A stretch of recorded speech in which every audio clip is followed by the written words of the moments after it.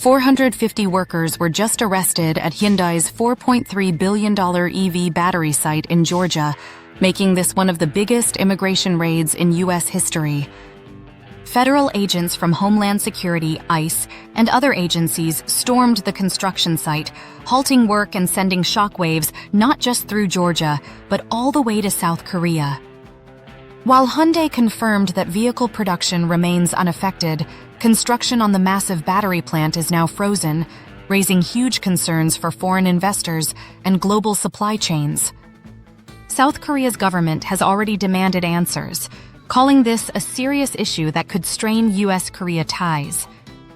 For international workers, especially those from India and Asia, this raid signals a new era of strict immigration enforcement, where even major corporations are not safe from crackdowns. So what does this mean for you? First, companies hiring foreign talent must tighten compliance with U.S. visa and labor rules. Second, employees on temporary visas should know their rights and be prepared for unexpected checks. And third, anyone dreaming of working in the U.S. must understand that immigration policy is becoming more enforcement-driven than ever. This Hyundai raid is more than just a local story. It's a global warning about how fast the rules are changing. Stay tuned as we break down every major immigration update.